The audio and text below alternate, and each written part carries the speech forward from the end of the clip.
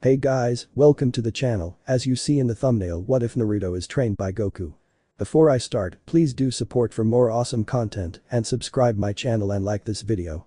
Though support and follow the clan Namikaze for writing that awesome fanfic, and also make sure to comment on this story, link in the description.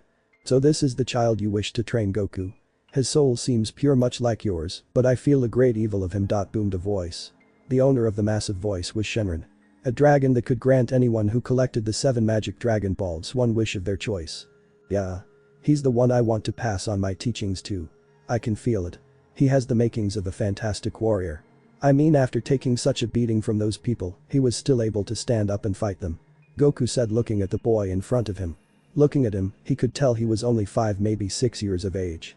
He also seems to like the color orange too. That's always a plus in my book. He said with a wide grin. He stopped grinning when a squad of Anbu and Hiruzen Sarutobi, the Sandaime Hokage of Konoha, landed near him. Step away from the boy. Hiruzen shouted while praying Jiraiya got here fast with Gamabunta. Hiruzen knew he was a powerful ninja, but he was an old man with a minor summoning contract with the Monkey Clan. He couldn't fight a giant dragon that was at least 3 times bigger than the Kyuubi. Whoa there, Gramps. Relax. I saved the boy from a group of attackers. Are you the one he calls Hokage Jiji? Goku asked. Seeing Hiruzen nod, Goku smiled. Well, that's good to hear. Son Goku.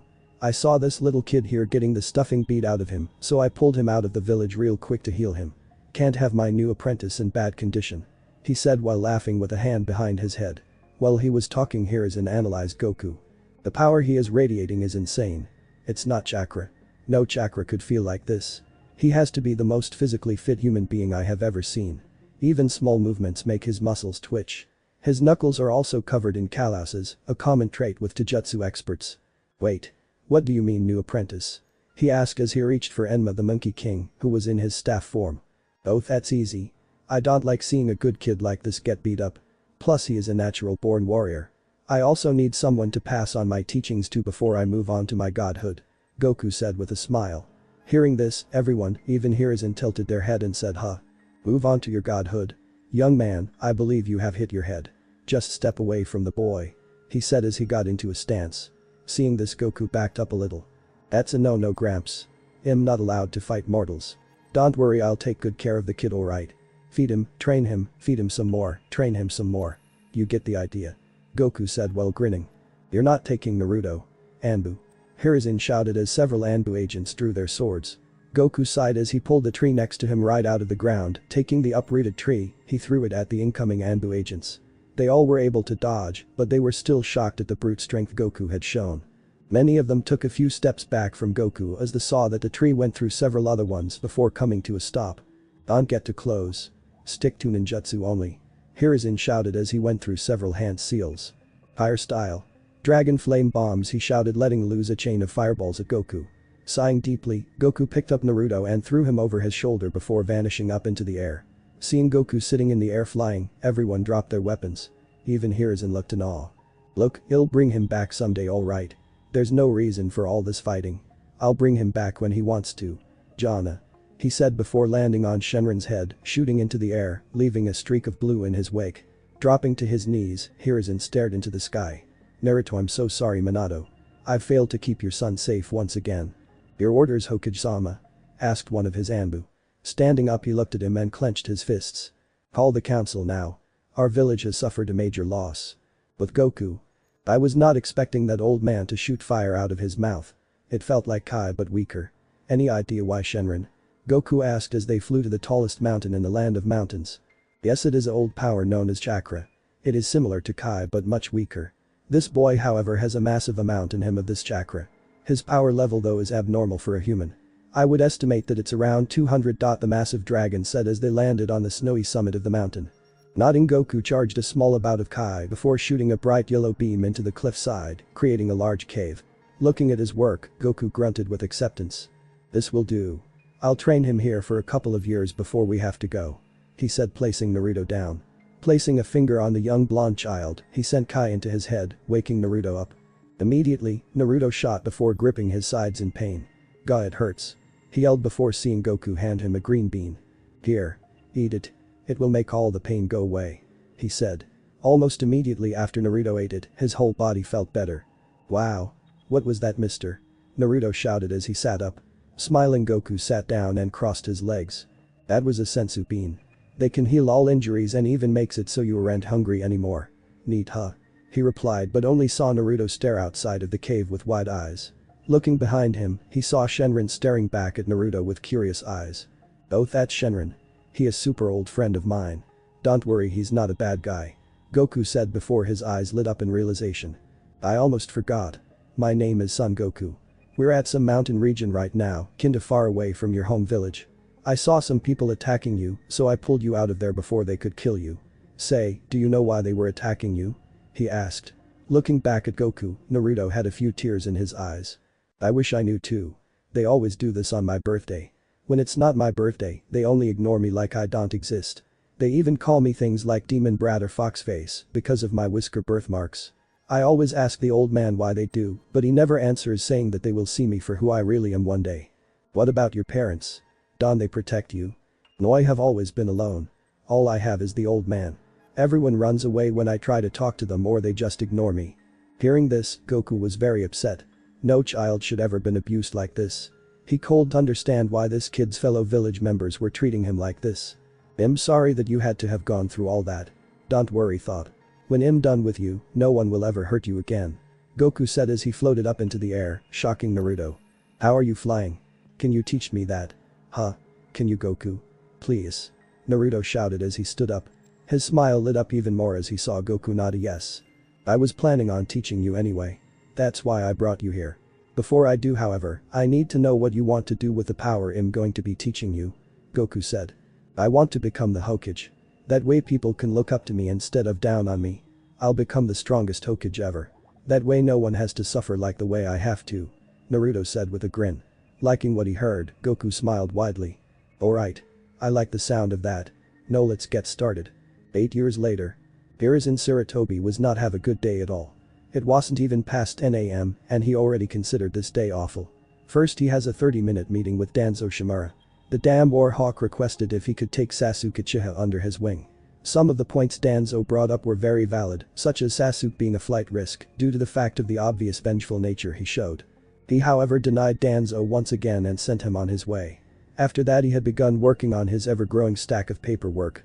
Making matters worse, he and the rest of the village felt a power so great it made the Kyuubi seem pathetic compared to this new potential threat. As of now he and several Anbu and Jonin alike stood ready several miles outside of the village in hopes of stopping whatever could be radiating such powerful energy. Whatever it is, it's moving incredibly fast, he thought before one of his Jonin handed him binoculars. Sir. You need to see this. He said with a shook voice. Hiruzen's eyes widened when he saw what spooked his Jonin. It's him. Son Goku, he thought in rage. He stole someone he thought of as a grandson from him. This is something he will not allow to go on without punishment. After Goku took off with Naruto, Hiruzen sent every tracking team he had at his fingertips out to find Naruto. Every single one of them came back with empty hands and no knowledge of where they could have gone. Men. He shouted, getting all their attention. The man we are about to engage has strength surpassing Tsunade's Senju and speed almost as fast as our late Yondaime Hokage. He also has the ability to fly. I don't know if he knows any jutsu, but extremely careful. Sir. Here he comes. Time seemed to freeze as the figure in orange landed in front of them. The person was 5'10" and was heavily muscled. Not like a bodybuilder, but was just ripped from head to toe. He wore orange sleeveless martial arts gi and blue wristbands with blue boots with black tips that were held together with velcro. What made Hiruzen the most shocked was the whiskered face of the smiling person. He had the same exact hairstyle of the Yondaime Hokage, Minato Namikaze. With their blue eyes shining, the person spoke. Hey old man. I missed ya. With Goku and Shenron. Do you really think letting him go back to his village alone was a good idea? Not to be mean, but well, he is kind of an idiot. A powerful idiot, but an idiot nonetheless. Shenron said as he remembered all the trouble Goku and Naruto has when they did the simplest things. I'm sure he's doing fine. Besides, he can handle himself used fine too. I would be more worried about anyone who tries anything on him though. He kind reminds me of Vegeta with that temper of his, but without all the brooding and grunting. Goku replied with a chuckle. Be that as it may, I could only hope he doesn't get into trouble. With Naruto in Hiruzen's office. You are in big trouble, Naruto Uzumaki. What did I do? You had the ability to fly for several years, but yet you never once came to see me. To tell me that you are safe and not in any harm. I was busy training though. You can't get mad at me for that. That's it, boy. Come here. I'll show you to talk back to me. Wait. No. Jai, not the paddle. No. But Goku and Shenron. You worry too much, Shenron. Now let's go. I want to explore the rest of this world before we go. Goku said as they both took off into the sky. But Naruto. I am sorry, Jai, I swear I'll never do it again. I swear, just no more of that damn paddle. I'm glad to see that you now know not to talk back to me. Hiruzen said as he put the paddle away, much to Naruto's relief. Jutsu may not do much damage to him, but a paddle used by Hiruzen and his natural grandparent instincts causes some big damage. Stupid stupid paddle. He still has that stupid thing after all these years, Naruto thought as Hiruzen sat down. Naruto began to blush in embarrassment as he heard several hidden Anbu chuckle at him being spanked by the Sandaime Hokage. So what do you have planned now that you have come back? Hiruzen asked. I want that hat, old man. I'm going to become the Goddamn Hokage. Naruto said with determination. Ho ho. I'm glad to hear that, my boy. I could use a long retirement. However, you need to become a ninja before you even can be considered for the position of Hokage. You have a very long road ahead of you. Hiruzen said with a warm smile. Pulling out a few forms, he began to write. What I have here is your ninja registration forms. All I need is your signature. From there you will go to the Ninja Academy and look for room 227. Hand in the papers to the instructor there. I am, however, going to be placing you on Team 7 with Hinata Hyuga and Sasuke Uchiha. Your sensei will be Kakashi Haddock. Hearing this, Naruto almost fell out of the chair he was sitting in. Kakashi Haddock. As in Kakashi no Sharingan, Naruto said. Yes, that's right. How do you know him? Hiruzen asked. Naruto plopped back deeper into his chair and shook his head. Well. I almost killed him once. Hiruzen just sat back in his chair and narrowed his eyes a bit at what Naruto just said. Did you just say you almost killed one of my best jonin in this village, Naruto? He said. It was mostly an accident. I swear. I was training with Goku sensei and well, one thing led to another and I almost vaporized him. He was surprisingly calm about it though. He said he couldn't get mad at the son of his sensei. I asked him to tell me, but he said it wasn't his place to say anything yet and that you would tell me when I'm ready. Naruto said. The old man shook his head and took a long drag from his pipe. I'm going to have a long talk to Kakashi after this. He needs to know what S-rank secret means. Don't worry, I'll tell you all about your parents when you reach Chunin. Now what do you mean vaporize, Naruto? What kind of jutsu did Son Goku teach you? He asked with wonder. There aren't many jutsu that can vaporize someone. Turn them to ash. Sure. But to vaporize. This he has to know. A little of this and a little of that. He didn't teach me any jutsu but taught me how to use Kai. Naruto replied before snapping his fingers. Oh. Don't I have to go meet my team, Jai? Don't want to be late. Hiruzen nodded his head. That is true, we'll continue this conversation later today though. Also with a health and fitness exam at the hospital. He said while handing Naruto a note. Give this to Iruka in room 117. Naruto nodded before opened a window and started to float right out of it. See, old man. He said before taking off towards the academy. Whoever was lucky enough to catch the sight of Naruto flying were frozen in shock. Even Hiruzen was still getting used to seeing a human fly. He knew of Inoki and his lightweight rock technique, which gave him some ability to fly, but nowhere near the level Naruto was. That boy is going to be the death of me. The academy. Alright. Settle down, everyone. I know you are all excited to hear your teams. The instructor spoke. He had his hair in a ponytail with a scar across his nose and wore the standard Chunin uniform. Iruka almost jumped out of his skin when the door slammed open. A spiky mop of hair poked its way into the classroom. Hey, is this room 117? The old man told me to give this note to someone named Iruka. The person said. Iruka nodded and motioned for him to walk into the room. Naruto walked in and handed the note to Iruka. While Iruka was reading the note, Naruto turned and looked to the class and smiled brightly. Some of the class nodded back or just ignored him. Most of the girls, however, grew bright red when they saw his smile and his muscles. There was one girl that immediately smirked and interlocked her fingers while resting her elbows on the desk. Now who is this handsome guy? Liking what I'm seeing. The person said with their pale white eyes. Naruto turned back to Iruka as he finished reading the note. Well, everyone. Seems like we have a new student with us, even though he came pretty late. Why don't you introduce yourself? He asked. Naruto walked forward and smirked. My name is Naruto Uzumaki and I'm going to be the strongest fighter in the world. He said. Everyone looked with wide eyes. One boy with black hair and a blue shirt snorted before looking back out the window. After introducing himself to the class, Naruto looked around to find a seat and spotted one next to the same pale-eyed girl that smirked at him. He smiled at her as he sat down next to her. "Hi, how are you?" he asked with the same wide smile he gave earlier. I'm doing good. Just waiting for Iruka sensei to announce the teams. I would like to have you on my team. You would be great eye candy for me," she said while looking him up and down. Naruto raised an eyebrow. "Eye candy? I don't have any candy though. Much less candy that's shaped like eyeballs," he said as his stomach growled a bit. "Oh man. Now I'm hungry." Hinata was at a loss of words. There is no way that he is that dense. There's no way if he is, then getting him as mine will be pretty easy. She thought while grinning. "Okay everyone. Here are the teams. Team 1 is." As Naruto listened to Iruka, he felt something enter his pocket. Looking down, he reached and pulled out what seemed to be a folded note. He opened the note and read what it said. "Do you like me? Yes or no?" the note said with a small heart at the bottom. He looked around the room and found a girl behind him with platinum blonde hair tied in a single ponytail and with a bang covering her right eye a bit staring at him with a deep blush across her face. Naruto scribbled something down on it and handed it back to her, not caring that Iruka saw him do it. Ino opened the note quickly and looked at it in some disappointment. "Yeah, I like you. We should be buddies," the note said. Naruto, unknowingly just friends owned someone. Team 7 will be Sasuke Uchiha, Sakura Haruno, and Naruto Uzumaki. Your Jonin sensei will be Kakashi Haddock," Iruka said. Before anything more could be said, Sakura stood up and yelled. "Yes. I have the class hotties on my team. Sakura Haruno. Yell out in this class again and I'll make sure you stay after and clean the whole academy," Iruka yelled to her. Sakura sat down and nodded furiously. After the teams were announced, Naruto stood up and walked over to where Sasuke and Sakura were sitting. "Hey you guys. So we are Team 7 huh? I hope we get along," he said. Sakura nodded with a blush. "I'm sure we will get along fine. Say, can I feel your arms for a second?" she asked, already reaching for them. Naruto only nodded. Sakura was amazed at how firm they were. Could tell he wasn't flexing, only adding to her amazement. "Wow. You must be really strong to get like this," she said as she kept feeling his arms.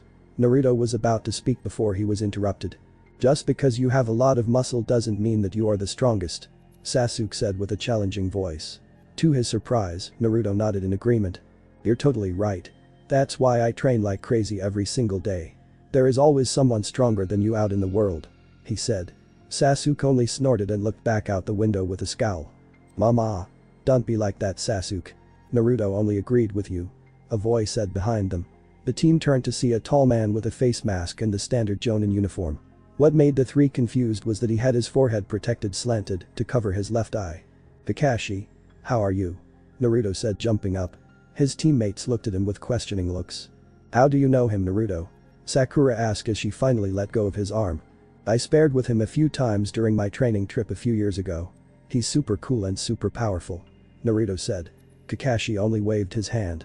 "Well, I'm only able to keep up with you because of Jinjutsu and pure experience, Naruto. You are however right about me being cool," he said with pride. Naruto laughed and smacked Kakashi on his back, almost making the one-eyed Jonin fall over. "Come on now. You know you're strong. Don't sell yourself short," he said. Kakashi smiled before turning to the other two. "Alright everyone, let's head up to the roof. We can learn more about each other there," he said as he vanished in a cloud of smoke. Naruto put his index and middle fingers on his forehead before he too vanished. But Hiruzen in the council chambers. "Thank you all for coming. The reason I have called you all here is because Naruto Uzumaki has returned to the village." The room erupted into conversation after hearing this. "Where has our weapon been, Hiruzen?" a man with a cane asked. Hiruzen sighed, knowing that Danzo would be the first one to ask a question. "He is not a weapon, Danzo. He is just a boy that has a demon sealed in him. Minato never wanted him to be seen or used as a weapon," he said as he puffed on his pipe. Danzo shook his head. "Where is he now?" he asked, ignoring Hiruzen's comment. "He is with his genin team at the moment," was the reply Danzo received. Danzo nodded in improvement. "Good. It would be a waste to let a Jinchuriki not be a ninja," he said. Once again Hiruzen sighed and shook his head. "How has young Naruto been, Hokage-sama?" asked Sumin Yuzuka. She didn't know Naruto very well, but liked to know that he was at least safe. Being a mother, she didn't like seeing a child being hated for something he didn't have control over. "From what I could tell, he is doing just fine," the professor said with a calming smile. "It says here that he was taken from the village by his son Goku, who has strength surpassing your student Tsunade and has the ability to fly. Is this information correct?" Danzo asked. Hiruzen nodded as he watched Danzo pass the file on Naruto to the other council members. "Does he still have an allegiance towards the village?" This Son Goku could have turned Arjun Churiki against us. He should be watched. He said. Some of the members nodded in agreement while some shook their heads. You're joking, right? You honestly think that Naruto would turn against the village? He's the boy that shouted to anyone that had ears that he wanted to become the Hokage. Protecting this village runs in his blood. Hiashi Hyuga yelled. It was bad enough that the village hates the son of its hero, but to act like he was some spy or criminal. No. Hiashi won't stand for this. I have to agree with Hiashi on this matter, Danzo. Naruto was taken from this village. He did not leave on his own accord.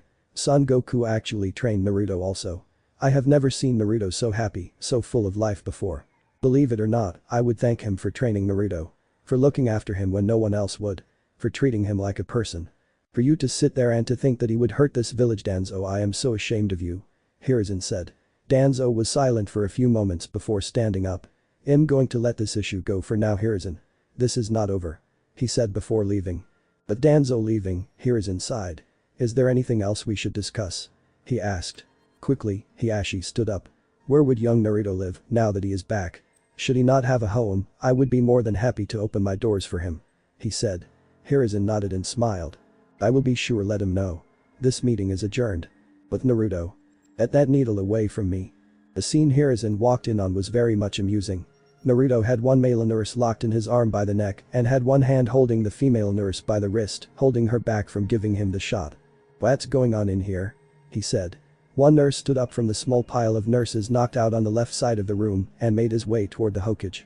He won't let us give him his immunization shot, Hokage-sama. The nurse said with a foot-shaped bruise on his face. Shaking his head, he walked over to the female nurse and took the needle from her.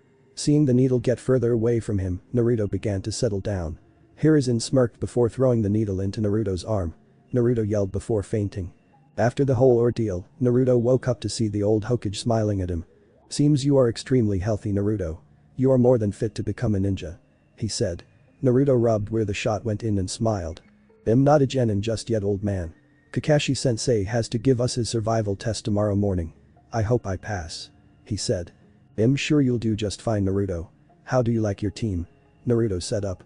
Kakashi sensei is still cool as ever. Sasuke Uchiha is a little dark though. He seems too invested into revenge. Sakura-chan is a weirdo.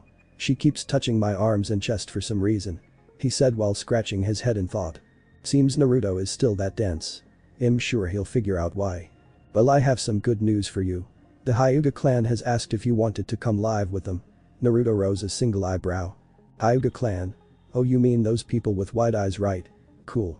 That means I can hang out with Hinata-chan now. She's cool, but she keeps calling me eye candy as a nickname. He said. Hiruzen almost laughed when he heard that. Yep. An unintentional ladies' man just like his father. They'll show you to where their compound is. With Goku. Wow. So you're really immortal, that's so cool. You know, I met someone that wanted to be immortal like you before. I think his name was Irachi something. Goku said. Around him were 10 people wearing cloaks with red clouds on them. On the ground in front of him was a silver-haired man that was missing several teeth. You mother. Why can't I kill you? He yelled as he stood up, showing he had a hole in his chest. The rest of the people watching were shocked. This friendly man was beating Haiden down into the dirt. Literally. There were several craters around the area that were shaped like Haiden. One man stepped forward and stood a few feet in front of Goku. You are very powerful. How would you like to help us bring peace to this world? To end all pain and wars in this world? The man said. Goku looked him up and down with a critical eye with a hand on his chin. I don't know. You seem like a bad guy. With all those piercings and those weird eyes you have. Meshurim game. He said with a smile. The man smirked before shaking Goku's hand. Welcome to the Akatsuki. Come on, Kakashi sensei. We've done more than enough D-rank missions. Let's get a higher rank mission or at least give us more training. Kakashi could only sigh and shake his head. Naruto, get down here and walk with the team. You're starting to draw too much attention to us. As Naruto landed next to the rest of Team 7, Kakashi continued. As for a better mission. I've already decided on a simple C rank. Hopefully it will just be a simple escort mission. Hearing this, Sasuke gave a snort and narrowed his eyes. Hopefully there will be enemies to fight. I want to see how far I've come. Once again, Kakashi just sighed and led them to the Hokage Tower. Looking over his shoulder, he saw Sakura holding onto one of Naruto's arms and feeling all over it. As wrong as it is for me to say this, I'm mostly interested in how strong you really are. I'm sure Minato sensei would be pretty impressed with you already. I'm gonna make you a living legend just like him. 3 days later. Fog as far as the eye could see. That's what Naruto was currently in. It had been 3 days since he was assigned to protect the bridge builder Tazuna as he completes his bridge. So far the mission was going great. The trip was peaceful, he was having great conversation with Kakashi sensei and Sakura-chan. Sasuke was always being a stick in the mud as usual, and Tazuna was getting buzzed. They even got to beat the snot out of 2 missing ninja that were brothers. They made a move for Kakashi, but a quick punch or two made short work of them.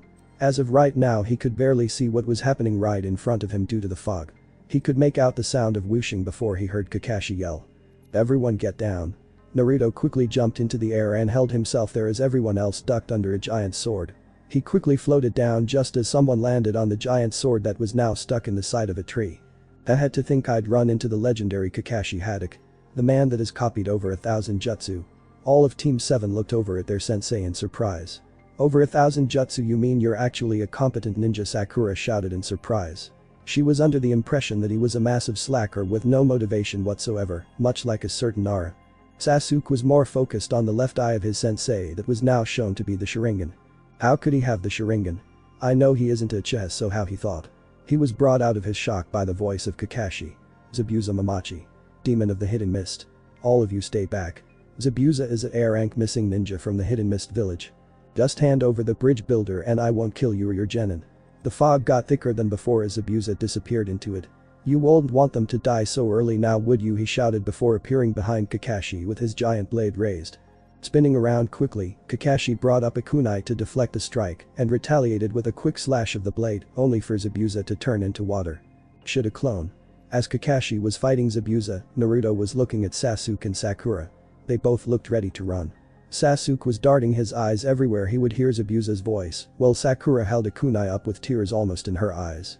Naruto narrowed his eyes and closed his fists. He wasn't about to let some asshole with no eyebrows kill his team and make him fail his first C-ranked mission. No way in hell. Naruto brought his arms in together before throwing them out with a massive yell. "Ah!" The fog around them vanished quickly, making everything around them clear again. Zabuza narrowed his eyes at Naruto as Kakashi quickly got in front of him to protect him. "That's some Winjutsu, brat. I think I'll kill you for." Before Zabuza could finish his sentence, Naruto vanished and reappeared right in front of him with a fist dead back. Acting quickly, he brought his massive blade up and turned it to the flat side to block Naruto's attack. Wham! Zabuza was sent flying back into a tree, his sword on the ground next to him. Kakashi looked behind him only to find Naruto really wasn't there anymore and was now pressing the attack against a missing nin. Naruto was carefully watching Zabuza as he stood up and growled at him. "That damn freak of a brat. He hit my sword so hard it made my arms go numb for a minute. I have to be careful about this fight. He's no genin. That was some speed and power there, kid. You even managed to put a dent in my weapon." Hearing this, Naruto smirked. "It wasn't very smart of you to block no brows. Wanna try that again?" "It's over, Zabuza. You can't win against my team," Kakashi shouted. He really wanted this to end so he could talk to Naruto. He didn't show any of this during the bell test. Leaning down to pick up his blade, Zabuza snorted. "You honestly think this will stop me? Oh, I'll be back for that drunk back there. Just you wait." Kakashi of the Sharingan. Forming one hand sign, he vanished. Sighing, Kakashi covered his Sharingan and looked toward Naruto. What the hell was that? What was what? Tazuna's home. Team 7 finally made it to Tazuna's home after questioning by Sasuke about Kakashi's Sharingan and Kakashi absolutely grilling Naruto about his skills and abilities. Sasuke, after hearing some of Naruto's abilities, demanded that he teach him. All he got was a cant in response. Currently they were resting in the front room after Tazuna introduced them to his daughter Tsunami and grandson Inari. "Thank you so much for protecting my father. I'm forever in your debt," Tsunami said while bowing to Team 7. "There's no need for that, Tsunami-san. We're just doing our job," Kakashi replied with an eye smile. Tsunami smiled and walked towards the kitchen. She took a quick glance at Naruto and blushed. Such a handsome boy. "So what are we going to do about Zabuza, Kakashi-sensei?" Sakura asked. She was still a little shaken up from the encounter. The feeling of two Jonin unleashing their killing intent was a bit much for her. "He probably won't attack anytime soon. He might be gathering allies to help," Kakashi said. Looking at them all, he continued. "That's why I'm going to start training you all, starting tomorrow." "Yes. Finally. Some real training. So what are you going to be training us in? Ninjutsu? Taijutsu? Please don't say Jinjutsu," Naruto said while Sasuke smirked.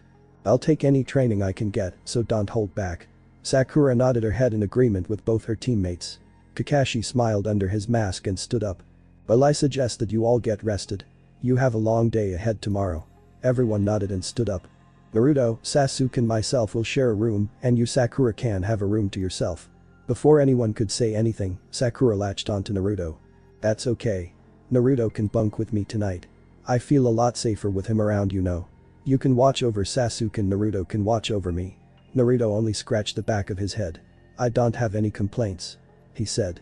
Kakashi immediately saw through Sakura's bullshit. She just wanted to be alone with Naruto. He could easily see that she has a crush on his blonde student. I might have to break out the earplugs if she gets her way, Kakashi thought. Although from what I've seen, Naruto is a bit of an idiot when it comes to females and their advances, so maybe not. Later that night. It was getting close to 10 p.m. Tazuna, Tsunami and Inari had already turned in for the night. So had Sasuke, but Kakashi was staying up to watch over the house, just in case Abusa tried to attack them. Naruto was currently laying in bed with his hand behind his head looking up at the ceiling. I wonder how Goku-sensei is doing. He was brought out of his thoughts when he heard the sound of the door open. Sakura walked in with only a towel wrapped around her body and a towel on her head. Hey, I didn't wake you up, did I? She asked while shutting the door behind her. Naruto sat up and shook his head. Nah, I was just thinking about Goku-sensei. Wondering if he was doing alright. Sakura sat on her bed across the room and started drying off her hair with a towel. He's the guy that trained you, right? Naruto smiled and nodded. Yeah. He's the best. I hope to get as strong as him one day. Sakura smiled at him while shaking her hair out. I'm sure you will. I believe in you. She replied. Hearing this, Naruto smiled at her, making her blush in the process. Thanks, Sakura-chan. Throwing her towel on the floor, she crossed her legs while looking at him. So tell me, do you have a girlfriend or anything? Naruto rested his head on his hand and looked at her. No. I'm not really looking for one. Maybe someday in the future. How about you? Sakura addressed when she got a better look at his chest. I had a crush on Sasuke for a couple of years, but he never really paid me any attention. He hardly even has civil conversations with me. She replied. Naruto snorted. Yeah, that sounds like him, alright. I'm sorry to hear that though. Oh, it's okay. I found someone else, well, hopefully. After today. That fight with Zabuza, I realized that we could die at any time. I'm gonna start living my life to the fullest. Starting now. She said. Naruto gave her a thumbs up. You're totally right. That's why I don't let rules or anything control me. He said. Suddenly something was thrown on the floor in front of him. It was a towel. Uh-oh. Looking up, he saw Sakura completely with her A-cup-s and a cute pink tuft of hair above her. She walked over to him. I know you said you weren't looking for anyone right now, but maybe you could fool around. Naruto was blushing up a storm. You mean you want to do that? He asked. Yeah. Have you ever done it before? Naruto shook his head. No. I've seen women before, but I've never done it before. Sakura smiled softly and replied. I've never done it either, but I seen a lot of videos if you catch my drift. I'll take the lead slowly then. Lemon time. Sakura pulled Naruto into a soft and gentle dot. She was happy he started to her back after a few seconds. Pulling away, she smiled at him. Take your pants off. With silent agreement, Naruto took his pants off as she got down on her knees. As he sat back down on the bed, he saw Sakura staring in between his legs in shock. What's wrong? He asked. Sakura swallowed hard and gently grasped his thick semi-hard penis. Nothing bad, Naruto-kun. I was just surprised. I never would have thought you'd have such a big dot. She began to slowly stroke him to full length. It's almost 10 inches long. He's so thick too. He's going to wreck me with this thing. She gave him a slow from the base of his all the way to the top of it. Hearing him groan in pleasure made her feel pride swell in her chest before she placed the tip in her mouth. Bobbing her head back and forth, she heard Naruto groan even more. Sakura-chan, that feels so good. She put as much of him in her mouth as she could before slowly moving back. She let the head of his out of her mouth with a pop. That should be enough. She said before standing up. Naruto took off his sleek shirt and threw it on the ground, much to Sakura's liking. She pushed him on his back and started to straddle his waist. Wait. Doesn't the first time always hurt, girls? Naruto asked. Sakura reached behind her and bed as big and rubbed it against her dot. I'm a virgin, but I've been using toys for almost a year now. It won't hurt me. Nodding his head, Sakura slowly eased him into her inch by inch. You're so big. She whispered out. Now fully of her, Naruto was amazed. He never knew something could feel this good. Getting used to his size, Sakura started to rock back and forth on him. This is incredible, Sakura-chan. Naruto said as he reached up and better us. He didn't know why, but he just wanted to badly. Sakura bit her lower and started to pick up her pace. She shouted before covering her mouth. Oh well. If everyone finds out, they find out. She doesn't care anymore. Naruto stared into her eyes and kept on. You're so beautiful, Sakura-chan, he said. Naruto gritted his teeth and placed his hands on her hips as she bounced up and down. I think I'm gonna, he said before shooting ropes of hot into his teammate. Sakura started to shake in orgasmic bliss as she felt Naruto her. She collapsed on Naruto and started to rest. Pulling the covers up on them, he sighed contently. That was the best thing I've ever felt I'll ever done too. He said. Sakura had an agreement as she laid her head on his muscled chest. You won't get any arguments from me. I loved it. Naruto placed an arm over her back and closed his eyes. Are we going to do that again sometime? We can do this whenever we want, Naruto-kun. Awesome. PSSST. Naruto. Wake up. Hearing his name, Naruto cracked an eye and saw his one-eyed sensei. Kakashi-sensei. What are you doing? Oh no. Looking down, he saw a head of pink hair resting on his chest. He looked back up to his eye-smiling sensei and turned deep red. Congrats, Naruto. You're now a man. I'm proud to be called your sensei. The Jonin said while crossing his arms. Anyway, I came to wake you both up for training. Get up and get dressed. Sasuke is already outside training. He said. Making his way to the door, Kakashi opened it and began to step out before stopping. Again. Super proud. He said before giving his blonde student a thumbs up. Seeing the door shut behind Kakashi, Naruto sighed and scratched his head. God, I hope this doesn't make anything weird with the team. He said before nudging Sakura awake. He was greeted by a soft yawn and a goofy smile. Yeah, Naruto-kun. Naruto smiled at her. We gotta get ready, Sakura-chan. Kakashi-sensei is waiting for us with Sasuke. She nodded while sitting up. I'm guessing he knows what we did, huh? She asked while getting out of the bed. Naruto nodded while never taking his eyes off her form. Sakura noticed this and smirked. As much as I like you staring at me like that, we do have something to do today. You can have more of this some other time. She said while putting on her clothes. After getting dressed and having breakfast, Naruto and Sakura made their way towards Kakashi and Sasuke outside. Glad you two could make. You have a rough night. Kakashi said. Naruto gave a groan. I knew it. The jokes will never end. We slept just fine, Kakashi-sensei. Sakura said through gritted teeth. Boom. The three looked down at their feet to see one of the last Uchiha laying face first in the dirt. Where in the hell did he come from? Sakura said out loud while Naruto was laughing at him and pointing a finger. The FFFFT ha. Getting to his feet, Sasuke growled and glared at Naruto before turning his attention to Kakashi. How does this help me with chakra control? He shouted red-faced. Doing his infamous eye smile, Kakashi spoke. Doing this exercise will teach you how much chakra to use when doing jutsu. For example, the fireball jutsu. If you pump too much chakra into it without knowing how to control it, it could backfire on you or not even work. Just like the tree walking exercise. Too much chakra, you get blown off. Too little chakra, you and eat dirt. Sasuke and Sakura nodded their heads in understanding while Naruto raised his hand. Is this all we're gonna be learning? He asked. The Jonin shook his head. If you three manage to complete this, then we can move on to water walking. It's a more advanced form of chakra control training. Much harder too. Naruto nodded while walking over to a tree. So all I have to do is channel and control the amount of chakra to the bottom of my feet. He said before placing one foot on the tree. Feeling it stick, he tried his other foot. Almost immediately his legs started to wobble. Whoa.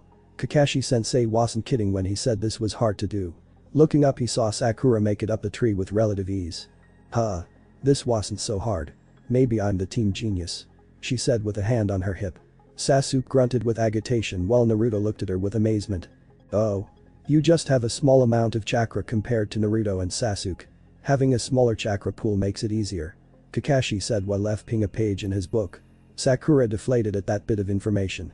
To be honest, Naruto should be taking the longest out of you three. Considering how much chakra he has. Looks like you'll fall behind Sasuke. The Jonin said, trying to motivate him. Sasuke sighed before running up the tree, making it a few feet more than before. And what should I train them on next after water walking? But Zabuza. Currently Zabuza was walking with his apprentice Haku. The masked girl was following close behind Zabuza as they headed towards their hideout. Zabuza-sama, do you really think it's necessary to do this? I can handle the genin on Kakashi's team. Spoke Haku. Zabuza pushed the door open and made his way over a nearby chair. You didn't feel the power behind that punch, Haku. He wasn't a genin. He can't be a genin. Unless Konoha has been training a new age of super ninja. Sighing, Zabuza continued. Believe me, I don't want to call in this favor, but do I honestly have a choice? I could handle Kakashi, but with his super gen in there with him. There's no way even with you with me. Haku nodded her head. Should I go relay the message then? Zabuza nodded his head. Do it. If she refuses, remind her that she owes me. I did save her life after all. Without another word, Haku vanished. Zabuza leaned back into his chair and ran a hand through his hair. 3 days. He'll attack in 3 days. Of Team 7 3 days later. Man, I'm starving. Naruto shouted as he plopped down in front of the table. Kakashi and Sakura had went with Tazuna to protect him as he works on the bridge. Naruto began drooling at the sight of the food placed in front of him and Sasuke. Oh, come to daddy. He said before attacking his food. Sasuke just calmly ate his food. As they ate, Tsunami walked back from the kitchen and took a seat herself. Where's Inari? Naruto asked. Tsunami sighed. He took his food up to his room. She replied. Sasuke stood up after finishing his food. Naruto. Fight me. Naruto looked at him like he grew a second head. Why? I want to eat some more. To prove his point, he put more rice in his mouth. Besides, we're supposed to be watching over Tsunami-chan and Inari. Sasuke scoffed. Whatever, you bottomless pit. Before anything else was said, the front door swung open to show a gasping Sakura. Gee guys. Kakashi sensei needs help. Zabuza and 2 women are attacking him at the bridge. She shouted. Sasuke was already out the door running to the bridge. Naruto put a hand on Sakura's shoulder and smiled softly at her. Don't worry about Kakashi sensei. Sasuke and I have this covered. We need you to stay here and watch over Tsunami and Inari. Think you can handle that? He asked. Sakura nodded. Good luck, Naruto-kun. Making his way out the home, he took off into the sky towards the bridge. Along the way he spotted Sasuke and flew down next to him. What? Was all the boy could say before he was picked up by the back of his shirt. I hate you. Of Kakashi and Tazuna. Earth style. Mud wall jutsu. A wall of mud quickly found its way between Kakashi and a volley of ice senbon appearing from the mist. That was too close. Blocking a punch, Kakashi spun around and launched his attacker away with a kick to their stomach. Said attacker landed on their side and rolled before launching even more ice senbon towards him mid-roll. Acting quickly, he jumped to his left only to get hit with a blast of water. The water sent Kakashi further down the bridge closer to Tazuna, who was watching the fight in fear. What's wrong, Kakashi? Can't handle the 3 of us? Taking a minute to catch his breath, Kakashi looked at his 3 attackers. Zabuza, a young girl with the ice bloodline and a woman with a high water affinity. This sucks. He really wished he brought Naruto with him today. All he could do is wait for backup to arrive. Time to buy some time. Who are those 2 with you, Zabuza? I don't remember you ever being a team player. He asked. Zabuza drew his sword before slamming the weapon into the ground. The one with the mask is my tool. My living weapon. Her name is Haku. The gorgeous woman next to me is. I think I can introduce myself, thank you very much. The woman said. Walking forward, the woman smirked. My name is Mei Terumi. But in the bingo book, I'm known as the water goddess. Second only to your village's Tabarama Senju when it comes to water jutsu. Kakashi just couldn't believe his luck. He's heard of her name before. Mei Terumi. I've heard of you before. The S-rank Kunoichi that led a failed rebellion against the 4th Mizukage and ended up becoming a Rouge Ninja. He said. The now identified Mei glared at Kakashi with a twitching eyebrow. Does everyone have to remind me that it failed? We almost won. She said.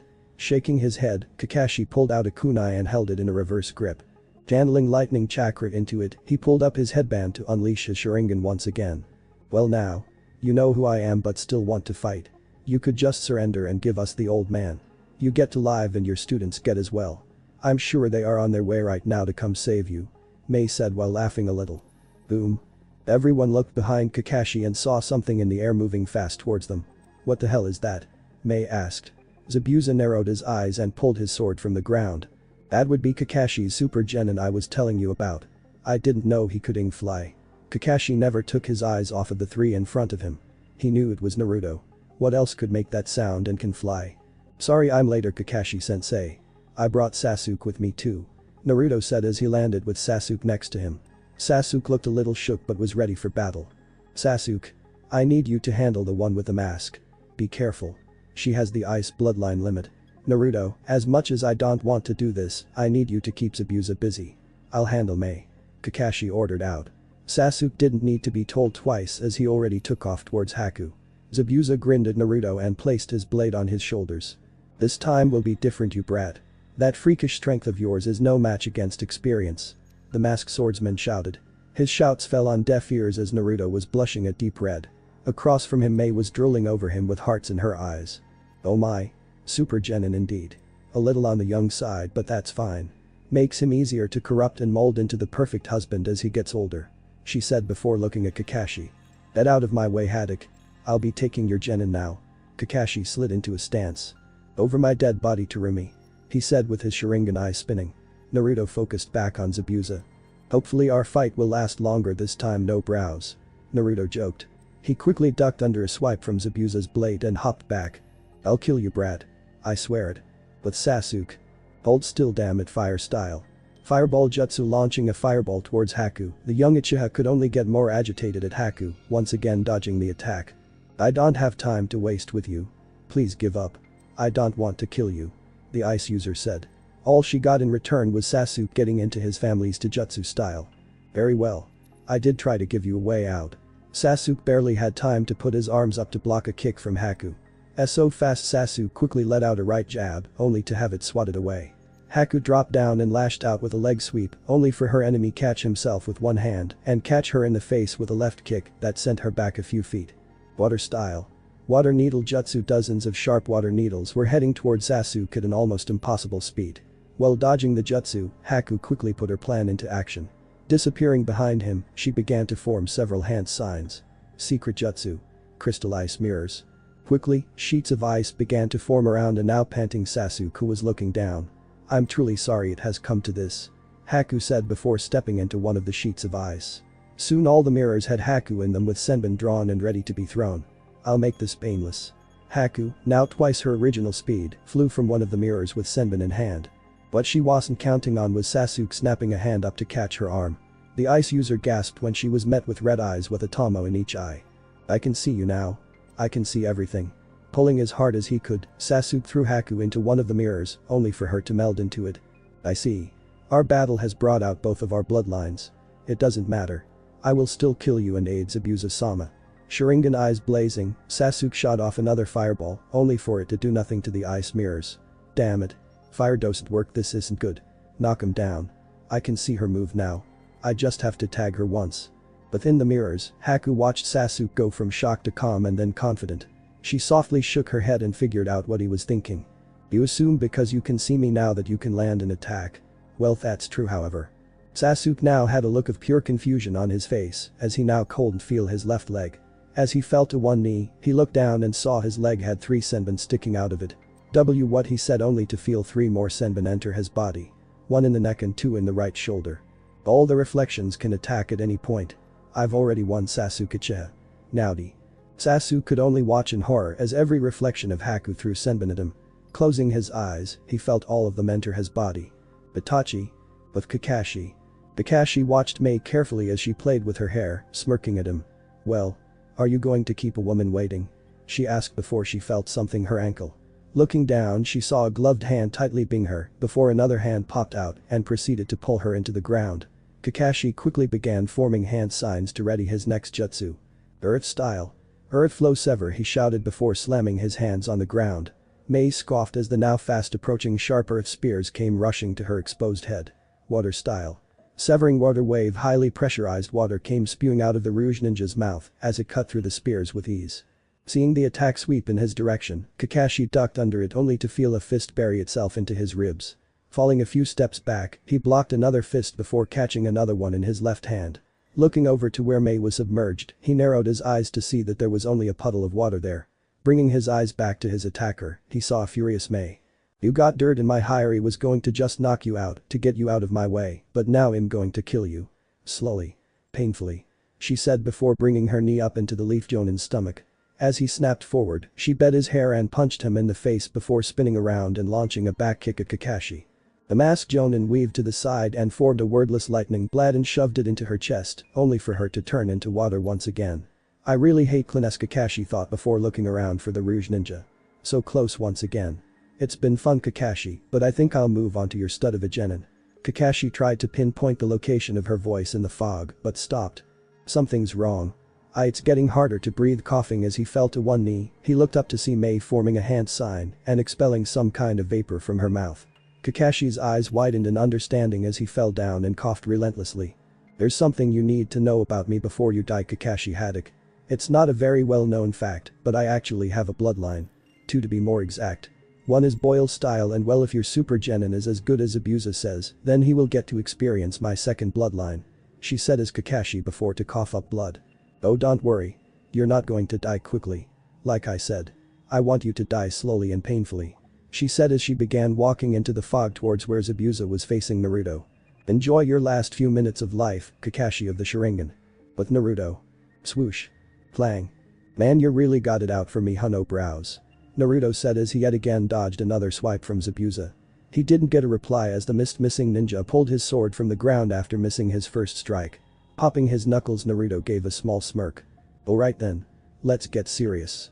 Kicking off the ground, both Naruto and Zabuza closed a distance quickly between each other.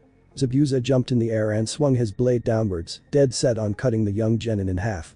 Naruto dodged to his left and threw a right hook only for a foot to meet him in the shoulder. Pressing the attack, the missing ninja threw a right of his own only for his enemy to him by the wrist and F him over their shoulder, slamming him into the ground. Zabuza quickly got to his feet and watched as Naruto picked up his sword before throwing it over the side of the bridge. You brat. Do you know what you just did, he asked as he grit his teeth. Yeah. Got rid of your sword so it would be less dangerous for me to fight you. Are you sure you've been in a fight before? That was a pretty dumb question to ask. Naruto said with a shit-eating grin. Water style. Piercing water bullets. Looking quickly behind him, Naruto was met with another Zabuza as the jutsu tore through his clothes. He brought up both arms to block a flying axe kick from the clone before feeling a fist enter his ribs from behind. Naruto coughed up blood and caught a fist coming for his face. This went on for a few more moments before Naruto suddenly vanished from between Zabuza and his clone. Both paused and looked around them only to have Naruto come from above and deliver a powerful knee strike into Zabuza's clone, making it explode into water. You know, that actually hurt. That really hurt. Naruto said as he ripped off his ruined top, leaving him shirtless. Zabuza smirked as he could see blood in the corner of Naruto's mouth and cuts covering his chest and stomach. You're pretty durable, brat. That jutsu should have blow right through your back. No matter. I'll kill you eventually. Naruto took a few breaths and wiped the blood off of his mouth. I can't use any of my techniques or I might blow up the bridge and everyone on it. There's only one thing left to do. You should be proud, no brows. I honestly didn't think that there would be someone on this planet that could handle me, but seems Goku sensei was right. I'm not the strongest, not yet anyway. If a jonin like you can keep up with me, then I'm pretty sure the old man can still wipe the floor with me. Naruto said as he began undoing his armbands. Hearing what he said, Zabuza rose a non-existent brow. What are you babbling about, brat? All he got from Naruto was cold eyes as he dropped both his armbands. Boom. The missing ninja broke into a cold sweat as he saw how deep the craters were from the armbands. It means that I have a lot of work to do. Pain was all he felt before being launched forward. Once again, even more pain, this time from the front as he was sent back. I can't see him. Naruto continued to use his superior speed to send Zabuza bouncing around like a ragdoll before appearing above him and sending him into the bridge below. As the missing ninja laid there, beaten and broken, Naruto flew up higher before launching himself down towards Zabuza with a fist at back. Raw. Before he could reach him with a finishing blow, a whip of water wrapped around him before spinning him around and slamming him into the bridge, sending him through it and into the waters below. Zabuza struggled to sit up before spotting Mei looking down at him with a condescending smirk. Super genin indeed. Haku dear, please take care of him while I handle my future husband. I do have to break him in early after all. She said before forming hand signs. Haku quickly made her way to her master and began to check him over as the fog began to fade. How was he able to do this to you? He only remained silent as she began to patch him. He was just glad Mei was here. The kid was really about to kill him. Water style. Water whip jutsu. Both Haku and Zabuza looked over to see Mei form a whip and pull Naruto from the water and slam him into the ground again. The Konoha genin began to cough up water before groaning and rolling onto his side. Slowly pushing himself up, he saw Mei harass at him and Haku bandaging a badly beaten Zabuza. Where are they? He asked. Playing dumb, Mei used her index finger and began to tap her chin and thought. MMH. Where are who? Your team? Well, I'm not sure about what Haku did, but I'm guessing she killed the other boy. As for you sensei, well, he's probably taking his last breath right now. Dying from my boil jutsu is a painful way to go. All he had to do was get out of my way. Naruto began to shake in shock and anger. You killed them? He said barely above a whisper and closed his eyes. Of Naruto, a dark force smirked. Now. Of Naruto. Naruto opened his eyes to see his surroundings change. Looking up he saw a massive gate with a large paper tag on the lock. The paper however was faded and torn in some places. Looking back down he let tears fall from his eyes. Do you want them to die? Naruto snapped his eyes back up to the large gate before him. What? Was he hearing things? We can make it happen. Just let go. We can kill them all. We can avenge Kakashi and Sasuke. The voice said again. Naruto narrowed his eyes. We? Yes. We. Us. Together we can make them pay. They took them from you. The only people beside Goku, your Gramps and Sakura to care for you. To acknowledge you. They deserve to die for what they took from you. Yes, they need to die. Have to die. Buad. Just let Goyle handle everything. Who are you? You can call me Kurama. Outside of Naruto. Now what are you going to do? You can either come with me and be my plaything, or you can die here like a dog with your team as I kill Bridge Builder and your pink-haired teammate. What's it gonna be, Wonder Boy? Mei asked as she watched Naruto shake before stopping. Ha. You brat. You crazy arrogant brat. The group of Miss Ninja looked at Naruto in surprise. Huh? You've had the power to kill them 10 times over, but because you don't like killing you've been holding back, you're a riot brat. Ha. What's wrong with him? Has he snapped? What happened to his voice? What is the sense of dread, Mei thought as she took a small step back when Naruto began to be outlined by a form of red energy. This body is incredible. So powerful. It's bursting with energy. I am never going back into the seal. I'll kill them for you, Naruto. As thanks for setting me free, Haku began to sweat as she watched Naruto's eyes turn blood red with slits. This doesn't look good. Not at all. What's happened to you, Wonder Boy? Mei asked as she began to mold chakra. Naruto looked at her and growled with his red eyes glowing and red energy pulsing. Naruto isn't here anymore, bitch. You took 2 people that mattered a great deal to him. You should hear him screaming for your blood in my head. He's telling me to skull you to death. Who am I to deny my Jinchuriki his wish? Jinchuriki, Mei and Zabuza shouted. Now it makes sense. They are hearing the beast within Naruto speak to them. Murderous red eyes met fearful green. The 3 Miss Ninja stared in silent nervousness at Naruto as a red energy was enveloping his form. Mei took a small step back as Naruto took 1 step forward. What's this? Fear. You were so sure of beating us into submission a minute ago and now look at you. Backing away like a coward, Mei barely had time to say anything before she was forced to jump back from a punch that shattered the ground.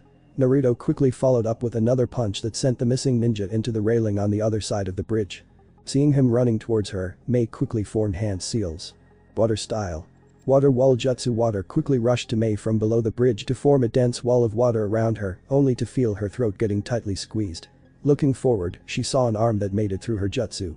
You think water is going to stop me? The arm pulled her out from the water wall before slamming her into ground. Mei could feel the air leave her lungs before being slammed into the ground again. Ha. Die. Die. Die again and again. Mei was slammed into the ground. Each time being harder than the last. Naruto let go of her neck and looked down at her broken form. The Miss Nin was coughing up copious amounts of blood and could barely keep her eyes open. I think I'll finish you now. Putting his hand out, a ball of yellow energy began to form. I hope you enjoy hell. Squelch. The energy in his hand died away as he felt something enter his back. Looking behind him he saw the ice user with her hand thrown out, letting him know it was her that threw the senbon. Being the weapon, he pulled it out as the red corrosive chakra instantly healed his wound. I almost forgot about you. You were the one that killed the Uchiha. I personally don't care for that brat, but he just so happens to be Naruto's teammate. Walking forward, Naruto flexed his energy as more senbon were sent at him, knocking them away. Don't kill her. Please. Kill me if you have to, but not her. Shouted Zabuza as he struggled to stand up. Naruto looked over to the former swordsman of the mist and raised an eyebrow. Maybe you didn't understand me. You all are going to die. I want you dead. My Jinchuriki wants you dead. There is no escape from it. I guess I could kill you before I kill her, that way you don't have to see her die. No. I won't let you. Haku shouted as she rushed the Jinchuriki, eye senbon in hand. You won't lay a hand on him as long as I am alive. Naruto smirked as he caught her by the wrist and squeezed tightly before letting loose several punches to her face. Zabuza could only watch in horror and anger as he watched Haku's face become more and more battered with every blow that landed. Unknown to him, he was letting out silent tears of frustration as he tried to make it over to them. The blonde Jinchuriki finally ceased his blows when he felt Haku go limp in his hand. Looking past her, he saw Zabuza crawling his way over to them. I think I'll kill your spirit, 2H, said as he turned Haku around. Letting her fall to her knees, he bent her chin with one hand and placed his other hand on the back of her head. Zabuza watched as Naruto snapped Haku's neck, killing her immediately. Naruto kicked Haku's dead body next to Zabuza, making the missing nin's eyes widen in shock. No. Haku no. He said as he reached out to her with tears in his eyes. Naruto calmly walked over to him and stomped on his back. Take a good long look, Zabuza. Take a long hard look. How many people have you done this to? How does it feel to be on the other side of things for once? To be broken. Hurt. Hopeless. It doesn't feel good now, does it? Zabuza said nothing as he held Haku's hand that was starting to lose its warmth. Just kill me. You've already won. Send me to her. He said as he closed his eyes. He could hear the same noise he heard when Naruto formed that yellow ball of energy earlier. Naruto looked down at Zabuza before firing the energy attack through him and the bridge, causing the water underneath to come splashing up on the side of the bridge. Sighing, Naruto began to stretch. Well, that takes care of that. Looking over to where Mei is, he could hear her wheezing as she was struggling to stay conscious. Now what to do with Yao murmured as he made his way to her. Maybe he should just kill her. Get it over with and make his way to collect Sasuke and Kakashi. That pink-haired girl is probably waiting on him to return worried sick. Perhaps he could have some fun with Mei before killing her. Even he had to admit Mei was a good-looking woman. No. Don't even think about it. Naruto blinked a few times and made a face. Naruto, you heard that he asked. It's my body, damn it. I'm not about to let you rape this woman. Even if she did kill Kakashi sensei. Feeling Naruto fighting for control of his body, the tailed beast sighed. Fine. Take your damn body back. I'll have fun with it later. The color of his eyes now turning back to their original blue, Naruto looked at Mei. I should kill you. Kakashi sensei meant a lot to me, but I've killed enough already today. Mei could only look at him with one eye wide with tears in it before turning her head and passing out. Naruto looked up with the clouds in the sky and shed a few tears himself. I'm so sorry, Sasuke. Kakashi sensei. He said as he finally felt the exhaustion from battle hit him. Falling on his back, he felt his eyes get heavy. Before he shut his eyes, he saw something pink enter his view and it was covered in blood. Naruto. Stay with me. I'm here. Naruto barely registered the voice as he felt himself drift off. Sakura-chan. In the land of snow. Goku was currently laughing at his partner who was shaking like a leaf due to the freezing cold. After being inducted into the Akatsuki, Goku was paired up with a man in a spiral orange mask named Toby. From what he could tell, Toby was a funny goofball that seemed to happy all the time. Gee, Goku-senpai. It's not funny. How are you not cold? Goku put his hands behind his head and chuckled. Well, I'm a god now. The cold doesn't really affect me. Holy energy and all that. The Saiyan said as Toby tilted his head and scratched it. God. Holy energy. Toby doesn't understand. Goku smiled. I'll explain it to you later. So where are we supposed to be heading to again? I kinda forgot. We gotta catch a giant cat. Toby said while waving his arms back and forth. A giant cat? Like that giant monkey that came out of that one guy?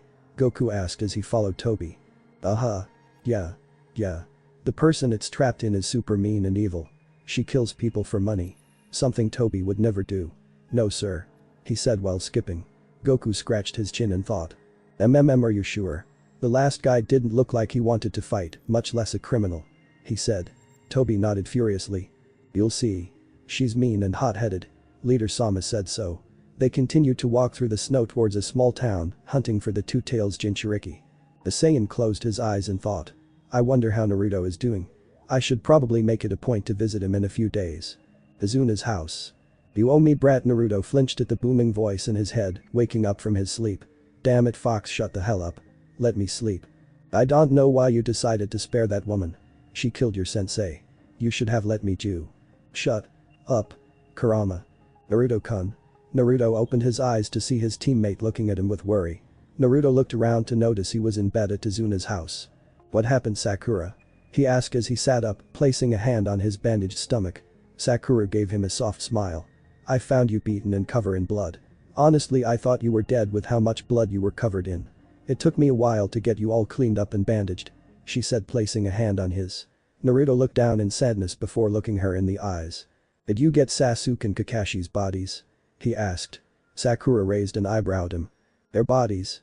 They're not dead. Sasuke is sitting downstairs and Kakashi-sensei is recovering. That Mei really did a number on him. He's making a recovery though, she said with a bright smile. Naruto plopped back down into the bed and placed his arm on his head. Thank goodness. I though they really died, he said, rubbing the single tear away from his eye. Sakura leaned over and at him on the Kakashi-sensei said, you did overdo it a bit taking them out. The bridge is going to take a lot longer to fix now, she said sternly. Naruto could only chuckle in nervousness, not sure if he was in trouble with Kakashi too. Wait a minute. Before I blacked out, you were covered in blood, Sakura-chan. What happened here? He asked. He watched as she grasped her hands together and looked at them. When you were gone, 2 men came looking for Tsunami and Inari. I had to kill them. I didn't have a choice. She said. She looked back up to meet a pair of blue eyes. He could tell she felt remorse for taking 2 lives. He could relate to her. It took his Saiyan teacher almost 2 weeks to help him move on when he took his first life a few years ago. We're ninja, Sakura-chan. It's what we signed up to do. You did the right thing killing them. He said. She gave a small smile before standing up holding a hand out to him. Come on. Let's get you some food. I'm sure Kakashi and Sasuke want to talk to you. Naruto nodded and grunted a bit as he got up from the bed. Sakura helped him down the stairs to see Kakashi and Sasuke sitting at the table talking. Yo, Naruto. Feeling better? The masked Jonin asked before coughing a small bit. Sasuke looked Naruto up and down before smirking. You look like shit, you idiot. He said. Naruto only smiled at them both as Sakura helped him down to the table before sitting in the seat next to him. Thanks. I feel like it too, haha. Kakashi smiled and cleared his throat. We're going to leave tomorrow morning for the village. Hokage-sama demanded that we do. He'll send a team of Anbu to handle Geto. I don't think he's very happy we went ahead on this mission without calling in backup or even heading back to the village. He said with a sweat drop. He could already feel the old Sarutobi's heated glare on him. I agree with Hokage-sama. You need to see a medic, nin Kakashi-sensei. Sakura said as she leaned on Naruto a bit. Don't worry, I'm not dying anytime soon. I'm just glad she didn't hold her technique longer. Just a little more and I probably would have died. Strangest thing is how all the Senbin and Sasuke didn't hit a single vital spot on his body. Not a single one. Looking over to Naruto he continued. I already have a good idea how you were able to beat the 3 of them, but did you really have to beat Mei into a bloody pulp like that? It's going to take a while for us to get back to the village. She can hardly walk. Naruto widened his eyes at that. We're taking her with us. Why? It's not every day you come across and incapacitate an S-rank missing ninja from the Mist Village. She could have a lot of information that could be highly valuable for the village. The Jonin replied. Naruto figured that Mei was probably tied up in one of the spare rooms. In the Leaf Village. Hiruzen Sarutobi calmly lit his pipe and stared over the village. He was currently taking a small break from all the paperwork that was due before the day ended. Sighing, he placed his pipe in his mouth and took a puff of it before breathing smoke out from his nose. He closed his eyes and smirked. Jiraiya-kun. So nice of you to drop by. He spoke. The hidden Anbu in the office all widened their eyes as the Toad Sannin seemed to shimmer into existence in front of Hiruzen's desk. Still can't get the drop on you, na-sensei? He asked. The old Hokage gave a small laugh. You never will if I have any say about it. Silence fell over the room after their quick exchange. I'm safe to assume that you have returned to train Naruto. Jiraiya nodded. I looked for him, but I'm guessing he must be out on a mission with his team. Indeed. His teammates are Sakura Haruno and Sasuke Uchiha. Kakashi is their Jonin sensei. Oh, Minato's student, huh? I hope he doesn't mind that I take over Naruto's training for a while. The sage said while scratching his cheek. How strong is the boy, sensei? From what my sources tell me, that brat can actually fly. He also has strength rivaling Tsunade. Natural strength, mind you. From what I can tell, he doesn't seem to know much about his chakra. Jiraiya made his way to the door before looking back to his old sensei. I'll stay in the village until the Chunin exams are over. You know where to find me. Hiruzen watched as his student left with a perverted chuckle, no doubt on his way to one of the hot springs in the village. A week later. Team 7 made it back to the Leaf Village safely after Kakashi debriefed with the Anbu squad. Along the way, Naruto made small talk with his teammates while refusing to look back at Mei, who was being pushed forward by their masked sensei. Ever since they left Wave Country, the missing Miss Ninja never took her eyes off the young blonde genin. She couldn't understand how someone so young was so powerful. Jinchuriki or not, it didn't make any sense how he walked away from their battle. Alright everyone, you're free to head home. I'm going to take our prisoner here to T&I and report to the Hokage. I'll stop by tomorrow with your share of the mission. Later. Sakura yawned as Kakashi vanished with Mei in a cloud of smoke. I'm going to head home. My parents are probably worried about me. Let's meet up for training tomorrow. Bye. She said before walking down to the street and turning down a corner. Sasuke turned to Naruto and glared at him. You may be stronger than me now, but it won't be forever. I'll surpass you soon. Naruto smirked. If I didn't know any better, Sasuke, it sounds like you just made me your rival. The young Uchiha grunted and began walking away. Don't get the wrong idea. You're just another stepping stone towards my goal. The blonde's grin got even bigger as he watched Sasuke disappear into the crowd. He began his way towards the Hyuga clan compound and placed his hands behind his head. "I knew he'd warm up to me," he said as he continued on his way. Later that night, Naruto let out a yawn as he stretched in bed. Man, dinner was good. Who knew the Hyuga eat like that every night? He thought. Dinner with Hinata and her father and sister was interesting to say the least. The meal was fantastic, but he could have done without the clan head, never taking his eyes off of him when Hinata was adamant about feeding him herself. Rolling over in bed, Naruto chuckled a bit remembering Hinata's little sister, Hanabi. The poor girl was gaping like a fish when he told them about his mission, of course, leaving out the part about Kurama and sleeping with Sakura. Speaking of a certain fox. "Kurama? You there?" "Unfortunately, yes. I'm guessing it's time to talk. How you ended up with little old me sealed of you." "Actually you can thank your father for sealing me and you." Wait. Damn fourth Hokage. If I ever see him again, I'll eat him. But although I can't be too mad. He did seal me into a worthy container. Could you stop interrupting me?" The giant fox looked down and saw Naruto was now in front of the seal and smirked. "What? Too much information. Are you going to cry?" "Maybe you should whatever the tailed beast was going to say was cut short as he felt a fist land on his nose, sending him flying onto his back. Blinking a few times, the giant fox sat up and looked at Naruto in amusement. "The size of your balls, brat." "Shut up. I need to think." The tailed beast rubbed a sore spot on his face as Naruto ran a hand through his hair. "My father, the fourth Hokage, sealed you of me, huh?" A silent nod was all he got in return. The young genin snorted and grinned a little. "So my dad's a badass, huh? I got a lot to live up to now." Hearing this, the old fox rose an eyebrow. "So that's what you're gonna take away from all this? Just he was a badass. No mental breakdown. No vengeance. Come on. Where's your hate?" Placing his hands behind his head, Naruto smiled a little more. "Goku sensei once told me what's done is done. What's the point of being mad over something that I can't change? Sure, I wish he didn't seal you of me, but oh well. That's life." Kurama eyed his Jinchuriki before turning his head. "Well, at least you're not an asshole like your mother." "Excuse me," the fox looked back down to Naruto. "Your mother was my Jinchuriki before you. She purposely made the seal unbelievably painful and would even insult me from time to time. Though to be fair, I did threaten to kill her and everything she loved every time she did, so I guess I earned it." Naruto could only look up at the massive tailed beast in wonder. "You're a weird one, you know that." "Back at you, brat." Both chuckled a bit before Naruto sat down in the ankle-deep water. "What else can you tell me?" Kurama smiled. "An action he hasn't done in several thousand years. Maybe this one won't be so bad." The next day, Naruto awoke to the sounds of birds chirping and light coming through his window. Yawning, he looked over to the clock on his nightstand and rubbed one of his eyes. 7:56, he mumbled before getting out of his bed.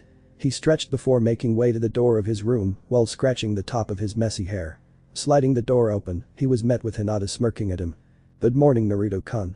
I was just about to come wake you myself." Moving to the side, she let him walk through the door. "What for?" he asked as Hinata bent him by the arm and began to lead him somewhere. "Okage-sama wishes to speak with you as soon as possible," she replied as she stopped them in front of a wide double door. "The old man wants to see me. I hope it's not a long meeting. I gotta get to training again." Hearing the door open, he was broken out of his thoughts as Hinata led him into the bathroom. "Let's get you clean for Hokage-sama." The cold sweat broke out on Naruto as he looked over his shoulder to see Hinata lock the doors behind her. What are you doing, Hinata-chan?" the blonde asked as Hinata smiled at him. "I'm going to help you get clean. Can't have you looking bad in front of the Hokage. It could look bad on my clan if you show up looking like some dirty animal. Now strip." "That's a nice offer and everything, but I don't think I should shower." "Why?" "Oh hush, it's nothing I haven't seen before," Hinata said before covering her mouth. Excuse me," Naruto shouted, red in the face from embarrassment.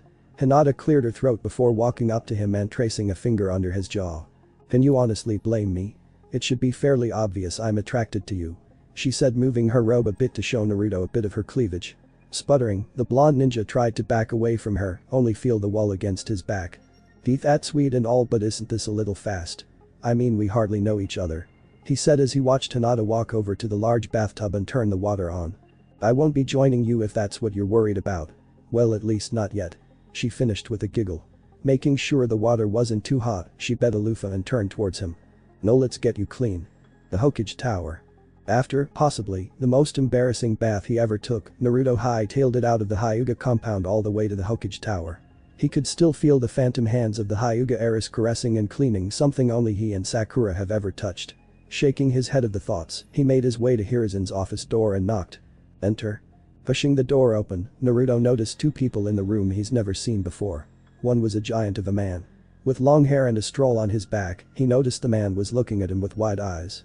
The second person was one of the most beautiful women he's ever seen.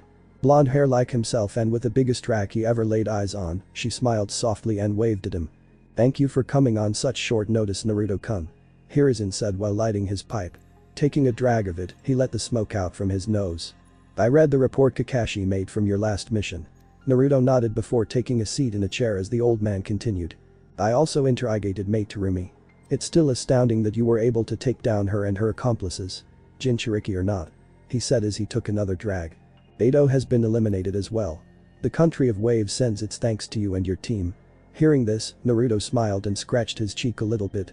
"Now on to the reason why you are here. I personally think you are not suited for being on a genin team." "Blah. Let me finish.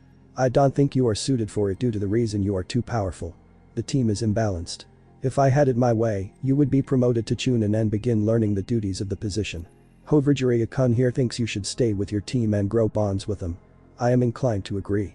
Naruto looked over to the tall man and smiled. "Thanks," he said. The man, now known as Jiraiya, retuned the smile and nodded. "Don't go thanking me yet. I'm also taking over your training whenever I'm in the village," he said. Naruto rose an eyebrow. "Why train me? Kakashi-sensei is already training me." "Brat. Don't you know who I am? I'm leagues stronger than Kakashi. For I am the great Jiraiya-sama." Naruto could only look at the man as he did the most ridiculous pose he'd ever seen. "Quit it, you damn perv. When has that ever worked on anyone?" the woman said. Looking over at her, Naruto blushed hard before looking away. "As a matter of fact, it has, Tsunade," Jiraiya shouted before righting himself. Naruto smiled a bit before leaning back into his chair. "I already knew who he was, Tsunade-sama, as well as you." Hearing that, the Senju turned toward him. "Oh? Then why did you let him do that stupid song and dance routine?" "I just wanted to see if he would actually do it," he replied. Tsunade snorted and smirked at the Toad Sage. "Seems like the youth of this village know about how much of an idiot you are." Hearing this, Jiraiya deflated a bit. "Now I am curious on why you have returned to the village, Tsunade, with high spirits too, might I add," the old Sarutobi said as he put out his pipe. "Well, I'm going to cut right to the point." Placing a hand on her hip, she grinned. "I found a way to become young again. No illusion, no chakra. Real youth again," she said. Naruto rose an eyebrow while Hiruzen and Jiraiya looked at her like she was crazy. "And how did you accomplish this, Tsunade? A magic lamp?" her old teammate teased. "Actually, you're pretty close. I was able to with." Reaching into her coat, she pulled out a small orange orb with what looked like 2 stars in it. 7 of these before she could continue, the orb in her hand disappeared. "Where did you get this?" All eyes turned to Naruto, who was next to the door with the orb and had a scowl on his face. "And Naruto? Answer me, Tsunade Senju. Where did you get this?" The room was dead silent as all eyes laid on Naruto. Never taking his eyes off the blonde Senju, Naruto walked closer to her. "I ask you a question, Tsunade. Where did you get this?" Hiruzen was taken back from the tone coming from the young genin. In all his years of knowing Naruto, he's never seen him mad like this. Jiraiya moved to stand between them. "Whoa, what's the problem, kid?" "The problem? How she got her hands on the Dragon Balls?" Naruto shouted. Everyone raised an eyebrow at him as Tsunade tilted her head. "Those things are called Dragon Balls?" she asked. Naruto nodded in confirmation and placed the magic ball in his guy. "When someone gathers all 7 of them, they can be used to grant any wish. Even you know of these Dragon Balls. So it's not something Tsunade came up with," Hiruzen said as he stroked his chin. Turning to Tsunade, he spoke again. "I'm hoping you have the rest, Tsunade. The village could use. This is exactly why I wanted Goku-sensei to head to a different world. Our world is too evil. Too corrupt. Even you just started wanting to use the power of the dragon for selfish reasons." Naruto interrupted. Jiraiya chuckled and placed a hand on Naruto's shoulder. "I don't see how making your village better a selfish thing. They could be used for good. They could also start a war," the last Senju said as she sighed. "I didn't even think about something like this. What if other villages found out about them? They could wish us from existence. Wish for all other villages gone. Oh god." Naruto nodded and crossed his arms. "If Shenron is still on our world, that must mean Goku-sensei is too. I have to find him and figure out how he lost the Dragon Balls." "Shenron? The massive dragon that granted your wish, Tsunade-sama." "Oh. Clearing his throat, the old Hokage brought the focus back to him. Speaking of Goku, where would he be right now? No clue. He just said he wanted to explore the world a bit before leaving. Something must have happened, otherwise these Dragon Balls wouldn't be here. Naruto replied. Well, this actually gives me more reason to be here. The Toad Sage said as he smirked towards Naruto. I came here to take over your training from Kakashi, but now it looks like I get to train you and search for those Dragon Orbs. Balls. Eh? What about them? They're called Dragon Balls, you big oaf. The female Sannin said. Well, whatever they are called, we have to find them before someone else gets their hands on them. Everyone in the room nodded their head in agreement before the old Hokage spoke again. In 1 month's time, Naruto, the Chunin exams are going to begin. Jiraiya here is going to train you into the ground. I do hope you're ready. Chunin. Oh, the green vests. You bet I'm gonna be ready, old man, but why just me? Sasuke and Sakura should join me too, right? We are a team after all. Kakashi can handle young Sasuke's training. He is the only one that can teach him how to use his Sharingan correctly. As for your girlfriend, Tsunade here will take over her training. Girlfriend? What do you mean? I don't have a Kakashi. Across the village. Kakashi. The one-eyed Jonin smiled as he heard his student scream his name from the Hokage tower. Ma probably shouldn't have told Hokage-sama about Naruto and Sakuraba, it was too good to pass up teasing him again. He said to himself before turning another page in his book. But Sakura. Kakashi. Panting from her training, Sakura stopped to hear the name of her sensei being yelled out by her love interest. Man, he has a set of lungs on him. She said in wonder. Wonder what Kakashi sensei did this time. But Sasuke.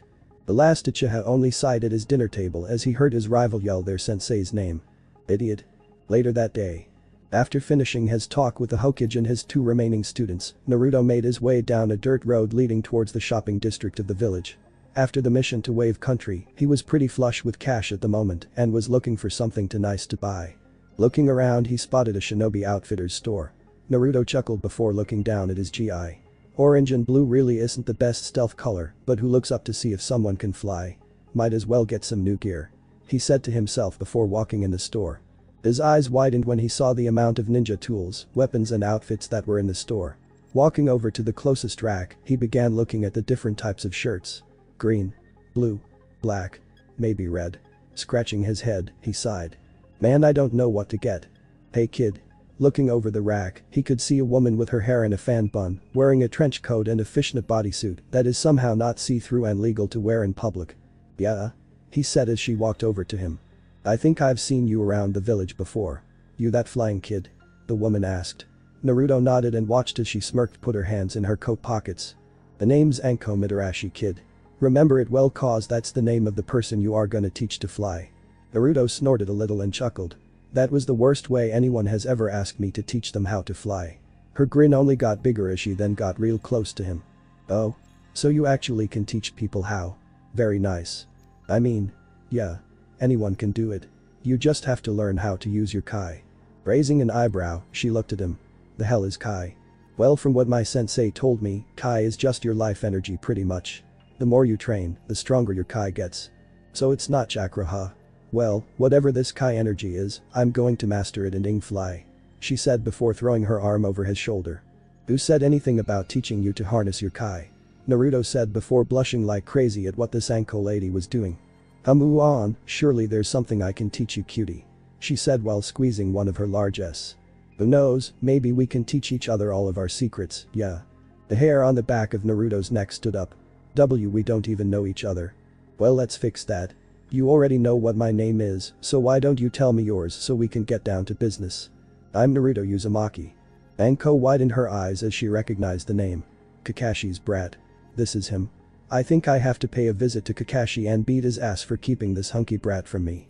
I've heard that name before. You're Kakashi's super brat. She said before taking her arm off of him. Well, I've got some errands to do and dango to eat. I'll be in touch about my training. Naruto tilted his head as she made her way to the exit of the store. Oh, and wear something black. You'd look better in that for the exams. Oh man. Something tells me she is gonna be a part of exams. A month later, the day before the Chunin exams. Sasuke panted after performing his fireball technique again for the 5th time. Smirking, he looked over to the rest of his team. That's quite impressive, Sasuke, your control has gotten better since the mission to Wave. How much chakra do you think you have left? The last Uchiha wiped the small amount of sweat off his forehead and replied to Kakashi. I would say just a little over half. Okay, now Sakura. Show everyone what you've been working on in your spare time. Hearing her name, Sakura lifted her head off of Naruto's shoulder and nodded. I've been working on medical jutsu, she said as she made her way to the center of the field. Taking out a kunai, she cut the center of her right hand. Placing her other hand over the cut, it began to heal when a light green chakra began to show. Wow. That's awesome, Sakura. Tsunade-sama must have taught you a lot more, huh? Naruto said as he stood up from tree he was leaning against. Sakura blushed and nodded her head at his praise. Yeah. She's so scary though. I thought I was going to die at times from how hard she trained me. Alright now. How about you, Naruto? What did Master Jiraiya train you in? Kakashi asked. Well, I'm mostly trained in how to detect and dispel genjutsu, since I have no talent in it at all. Oh. I do know that I have a wind affinity, but Jiraiya-sensei didn't know any wind jutsu, so I didn't get to learn any from him. The FFT, so you wasted a whole month with him? Sasuke said. What? No. I did learn 3 jutsu from him. Before Sasuke could say anything else, Kakashi cut in. Would you care to show us? He asked. Naruto nodded and held out his hand. Everyone watched as chakra began to swirl in his hand as it got brighter and brighter before a large bowl was formed. Then Naruto. Jiraiya-sensei called it the Rasengan. Kakashi looked on at his team as they looked at Naruto's Rasengan. To think Master Jiraiya would teach him that jutsu so early. It took me most of the month learning this jutsu, but I got it mastered. And the others? I rather keep those a secret. I want to show them off in the exams. Sasuke crossed his arms and snorted as Sakura walked up to Naruto. I'm sure whatever jutsu they are, they're gonna blow everyone out of the water. She said before eyeing him on the S, clearing his throat. Kakashi gave them a look. Should we give you two a moment alone? Was all Naruto could say before Sakura nodded her head. That would be great, sensei. Hum along, Sasuke, let's leave the lovebirds alone. The one-eyed Jonin said as Sasuke followed behind him quickly. Sakura watched as the rest of her team left before turning her head back to Naruto. I've missed you, she said before eyeing him again. Naruto smiled into the and placed his hands on her waist. I've missed you too, he said as she buried her face into the crook of his neck. Let's go to my place. My parents shouldn't be home, she whispered before nibbling on his neck. That was all he needed to hear before scooping her up and blasting off into the sky. Sakura's bedroom. The door slammed open as Naruto carried his pink-haired teammate in as they mauled each other's face. Naruto placed her on the bed before he began to undo his guy. Sakura watched as Naruto stripped before her eyes, mouth watering the whole time. What are you doing? Sakura could only smirk as her blonde lovers twitched in excitement. I'm trying to decide how I'm going to drain those big balls of yours, she said before walking up to him and stroking his big dot. Hard and ready for me. I think you deserve a reward, she said before dropping to her knees. Naruto sucked in a breath as he felt his teammate's tongue lap around his member. Oh god, that feels good, Sakura, he said as he placed a hand on her head. She looked up at him and smirked. I'm glad, she replied.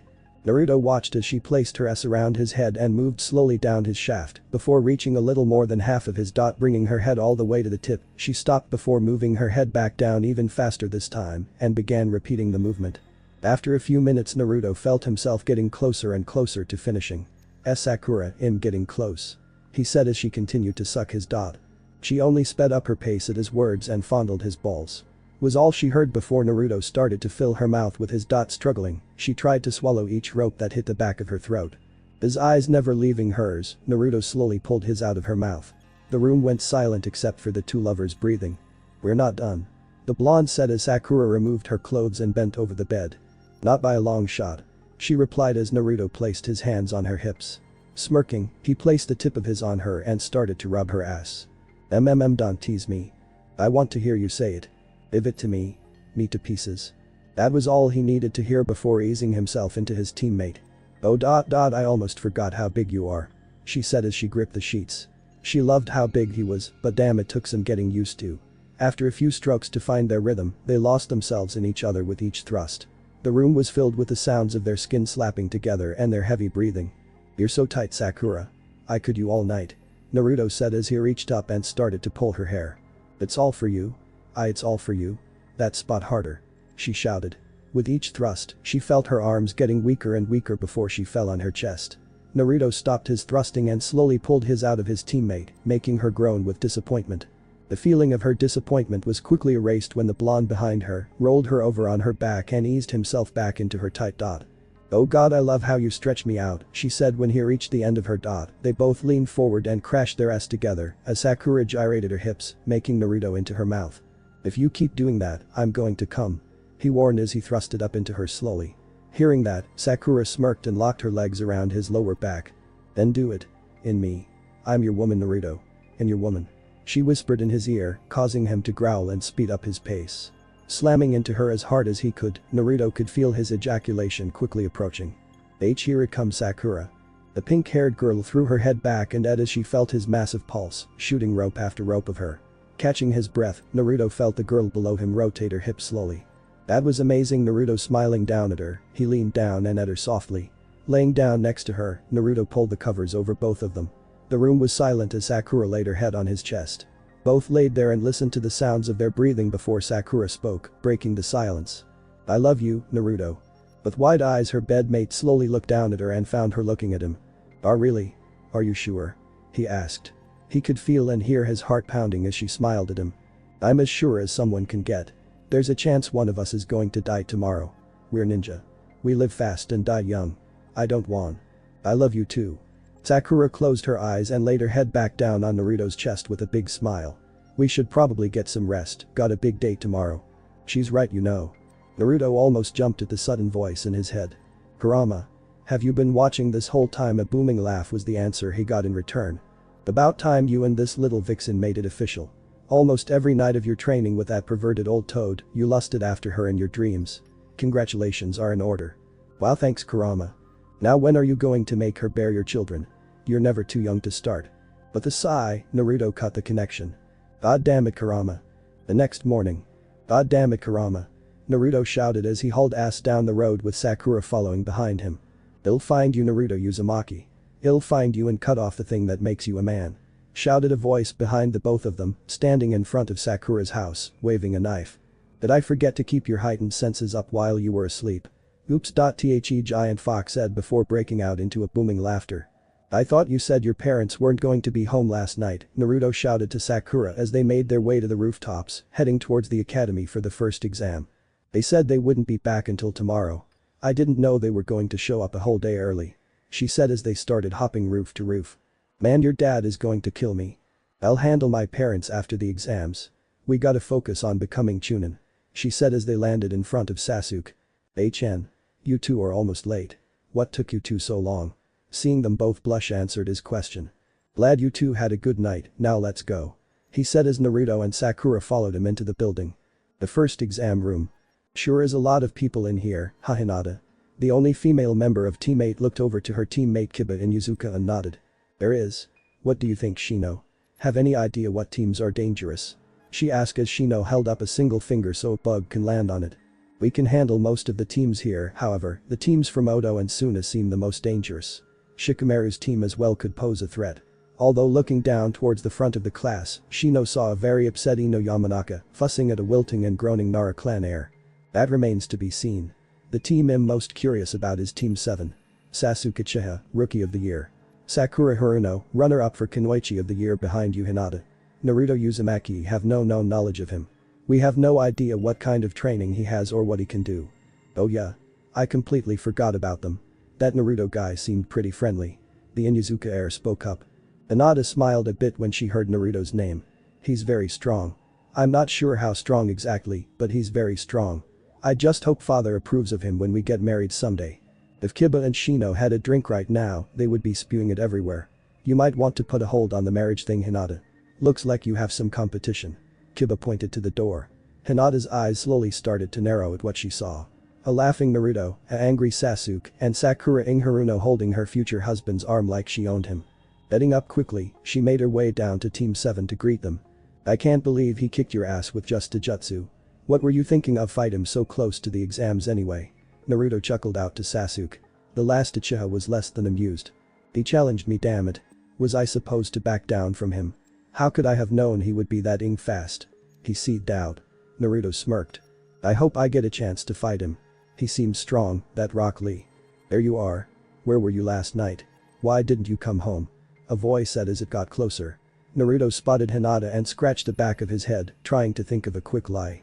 "He was with me," Sakura answered quickly. Sasuke could only sigh as he could see where this was going. Better him than me. He was with you doing what? The Hyuga heir asked. Sakura could only giggle and smile a bit. Well, when two people love each other. She replied, relishing the look on Hinata's red face. Oh, that's it. Hinata shouted, aiming her arm back to slug Sakura across the face, only to find her fist caught by Naruto. We should save this for after the exams. We need to focus. You also need to be a bit more quiet. You're bringing way too much attention to yourselves. A new voice said. Everyone spotted an older-looking boy with silver hair and glasses. Who the hell are you? Asked Kiba, walking down to Hinata with Shino in tow. My name is Kabuto Yakushi, this is my 7th time trying to become a chunin. He said. Hearing this, Kiba laughed. Man, you suck. The older-looking boy didn't even look bothered by the statement. Failing so many times has given me an advantage. Reaching into his pocket, he pulled out a stack of cards. It's given me more than enough time to get information on everyone here that's taking the exams. These are my ninja info cards. They show me a person's skills, abilities and even their mission history to some extent. Pulling a card, he petted over. For example, Kiba Inuzuka. Heir to the Inuzuka clan. A member of Team 8 with Hinata Hyuga and Shino Aburam that's, led by Jonin Kurina Yuhi. Has Genin Chakra reserves, high Genin Taijutsu, no elemental jutsu, high Genin speed, and specializes in his clan jutsu with his partner Akamaru. How in the world do you know all that? Kiba asked in shock. Kabuto pushed his glasses further up his nose. I'm very good at studying people and gathering information. He said. Kiba snapped his eyes over to Naruto and grinned. Then what do you know about that guy? Naruto Usagi. It's Uzumaki. Naruto said with a tick mark over his head. Whatever. Naruto Uzumaki, huh? Getting information on him was a pain in the neck if I remember correctly. Kabuto said as he pet over the card. Naruto Uzumaki. No clan affiliation, member of Team 7 with Sasuke Uchiha and Sakura Haruno, led by Jonin Kakashi Haddock. Haskage level chakra reserves. Jonin level Taijutsu, no elemental jutsu, Jonin level speed, seems that he specializes in Taijutsu and can fly. Known by most Jonin in the village as Kakashi's super brat. Has physical strength that can rival Tsunade Senju of the Sannin. Kabuto finished, looking at Naruto with a raised eyebrow. Maybe my info cards are wrong. Nice going, idiot, you just painted a target on our backs. Sasuke said to Kiba. The Inuzuka heir turned around and looked at the room. All other contestants were looking at Naruto with either wide eyes or a determined look. I never knew you were that strong, Naruto, Hinata said with a small blush. The super brat thing is not going to be a thing, so help me. Naruto growled out, already thinking of a way to get back at his sensei. Everyone sit down and be quiet. The first exam starts now. But Goku, Land of Stone. I can't believe we're both named Son Goku. It is rather shocking. It's not a very common name these days. Rashi doesn't even remember my name half the time. Rashi? My host. His name is Rashi. What? My old master is named Rashi. He's the one that taught me almost everything I know. Truly? What a bizarre coincidence. So are we still fighting or? Thanks for watching this video. If you really enjoy this video, like, subscribe and comment down below and turn on that bell notification. Don't forget to support and follow Clan Amicus for writing that awesome fanfic and also make sure to comment on this story link in the description. See you in the next video. Goodbye.